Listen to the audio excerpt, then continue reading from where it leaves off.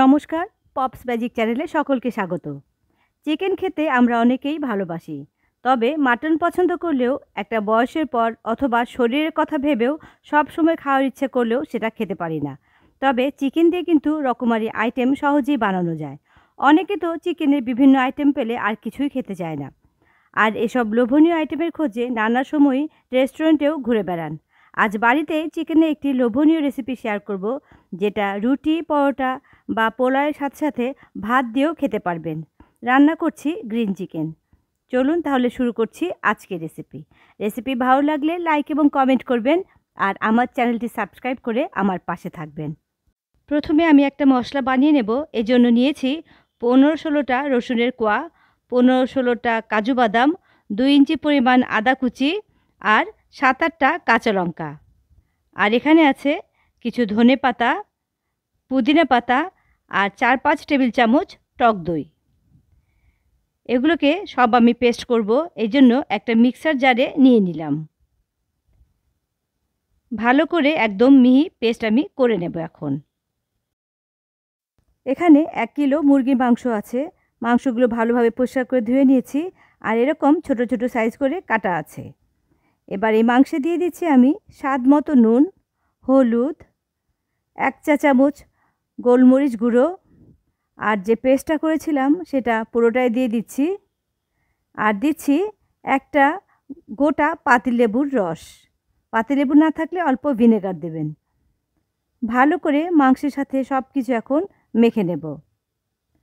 তারপর এই মাংসটাকে আমি কম করে আধা ঘন্টা রেখে দেব। যদি হাতে সময় কম থাকে তাহলে আগের দিনও এটাকে ম্যারিনেট করে ফ্রিজে রাখতে পারেন। আর এই মাংস রান্না করতে কিন্তু খুব একটা সময় লাগে না।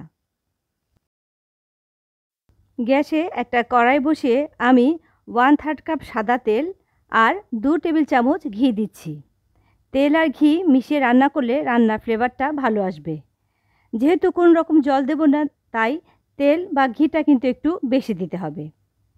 তেল ঘি গরম হয়ে গেছে, এবারে দিয়ে দিচ্ছি পেঁয়াজ কুচি। এখানে বড় দেখে 3টে পেঁয়াজ আমি ছোট ছোট করে কুচিয়ে নিয়েছি। অল্প নুন দিয়ে দিলাম যাতে পেঁয়াজটা তাড়াতাড়ি নরম হয়ে যায়। নাড়াচাড়া করে আমি এর জন্য ঢাকা দিয়ে দিলাম, আর গ্যাসের ফ্লেমটা লো করে দিচ্ছি। 3-4 মিনিট হয়ে গেছে। দেখুন পেঁয়াজের কালারটা কিন্তু চেঞ্জ হয়ে গেছে, আর পেঁয়াজ এখন কিছুটা নরম হয়ে গেছে। এখন আমি এর মধ্যে দিচ্ছি 1 চা চামচ আদা বাটা। চিকেন ম্যারিনেট করার সময় কিন্তু আদা দিয়েছিলাম, এখন আবার 1 চা চামচ দিলাম। ভালো করে মিডিয়াম ফ্লেমে আমি এই আদাটাকে কষিয়ে নেব। এবারে দিয়ে দিচ্ছি সেই ম্যারিনেট করা চিকেন। পেঁয়াজের সাথে মাংসটা এখন ভালোভাবে আমি মিশিয়ে নেব। হাই ফ্লেমে রেখেই প্রায় 3-4 মিনিট আমি মাংসটাকে এখন কষিয়ে নেব। ফ্লেম যদি আমি মিডিয়াম বা লো করে দেই তাহলে কিন্তু মাংস থেকে জল বের হবে, ফলে মাংস কিন্তু ভালোভাবে ভাজা যাবে না। আর দেখুন এভাবে ভাজতে ভাজতে মাংস থেকে অলরেডি তেল বেরিয়ে গেছে, আর এই স্টেপটা কিন্তু ভীষণ ইম্পর্টেন্ট। এবারে আমি গ্যাসের ফ্লেম লো করে ঢাকা দিয়ে মাংসগুলো সেদ্ধ করে নেব। আলাদা করে কোনো জল দেব না, মাংস থেকে যে জল বের হবে তাতেই এই মাংসগুলো সেদ্ধ হবে। প্রায় 8-10 মিনিট পর ঢাকনাটা তুলে নিয়েছি।